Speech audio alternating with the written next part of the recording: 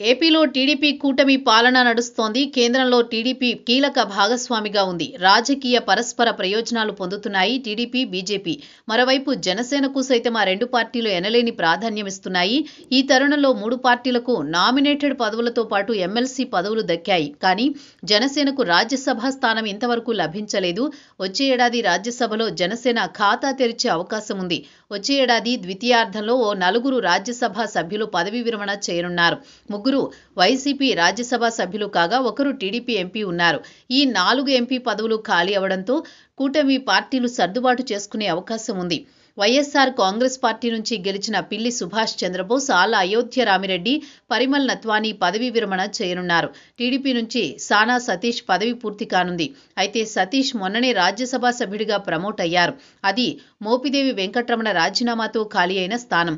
దాదాపు ఏడాది కాలం మాత్రమే ఆ పదవికి గడువు ఉండగా సానా సతీష్ని ఎంపిక చేశారు. ఇప్పుడు ఆయన కూడా పదవీ విరమణ చేస్తారు. మొత్తం 4 రాజ్యసభ పదవులు ఖాళీ కావడంతో కూటమి పార్టీల నుంచి విపరీతమైన పోటీ ఉంది. మొత్తం 4 పదవుల్లో 2 టీడీపీ, 1 బీజేపీ, మరొకటి జనసేనకు దక్కే అవకాశం ఉంది. టీడీపీకి సంబంధించి కీలక నేత, ఆయనకు పదవి ఇచ్చి ఏడాది అవుతున్న క్రమంలో మరోసారి రెన్యువల్ ఖాయం. అయితే మిగిలిన ఒక రాజ్యసభ పదవికి విపరీతమైన పోటీ ఉంది. ప్రధానంగా గల్లా జయదేవ్ పేరు వినిపిస్తోంది. 2014-19 ఎన్నికల్లో గెలిచారు గల్లా జయదేవ్. 2024 సార్వత్రిక ఎన్నికల ముందు క్రియాశీలక రాజకీయాలకు దూరమయ్యారు. మొన్న ఎన్నికల్లో ఆయన పోటీ చేసి ఎంపీగా గెలిచి ఉంటే కేంద్ర మంత్రి కావడం ఖాయం. ఆయన స్థానంలో పోటీ చేసిన పెమ్మసాని చంద్రశేఖర్ గెలిచి కేంద్ర మంత్రి అయ్యారు.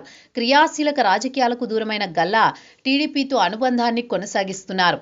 రాజ్యసభకు ఎంపిక కావడం ద్వారా మరోసారి పార్లమెంటులో అడుగు పెట్టాలని భావిస్తున్నారు. మరోవైపు సీనియర్ నేత యనమల రామకృష్ణుడు తన సీనియారిటీని దృష్టిలో పెట్టుకుని రాజ్యసభ పదవి కోరుతున్నారు. కొద్ది రోజుల కిందట ఆయన ఎమ్మెల్సీగా పదవీ విరమణ చేశారు. ఆయన పేరు గవర్నర్ పోస్టుకు వినిపించింది. కానీ ఆ పదవి అశోక్ గజపతిరాజును వరించింది. చంద్రబాబు సమకాలికుడు యనమల 95 టీడీపీ సంక్షోభ సమయంలో స్పీకర్గా ఉండేవారు. అప్పటి నుంచి చంద్రబాబుకు నమ్మకమైన నేతగా ఉంటూ వచ్చారు. తెలుగుదేశం అధికారంలోకి వచ్చిన ప్రతిసారి యనమల మంత్రి పదవి దక్కించుకునేవారు. 2014లో ఎమ్మెల్సీగా ఉన్న అయ్యన్న మంత్రిగా అవకాశం ఇచ్చారు చంద్రబాబు. కానీ ఈసారి యనమల కుమార్తె దివ్య ఎమ్మెల్యేగా పోటీ చేసి గెలిచారు. ఎమ్మెల్సీగా ఉన్న యనమల పదవీ విరమణ చేసి కొనసాగింపు దక్కలేదు. అయితే తనకు పెద్దల సభకు వెళ్లాలని ఉందని యనమల పలుసార్లు వెల్లడించిన నేపథ్యంలో ఆయన పేరు ప్రముఖంగా వినిపిస్తోంది. టీడీపీలో రాజ్యసభ స్థానాలు ఆశిస్తున్న చాలా మంది నేతలు ఇంకా ఉన్నారు. ప్రధానంగా పార్టీ కష్టకాలంలో ఉన్న అధినేత వెంట నడిచే నేతల్లో కంభంపాటి రామ్మోహన్ రావు ఒకరు. గతంలో ఆయనకు టీడీపీ పలుమార్లు రాజ్యసభ పదవి ఇచ్చింది. ఈసారి కూడా ఆయనకు పదవి కోరుకుంటున్నారు. మరోవైపు స్పీకర్ చింతకాయల అయ్యన్న పాత్రుడు కుమారుడు విజయ్ సైతం రాజ్యసభ రేసులో ఉన్నట్టు ప్రచారం నడుస్తోంది.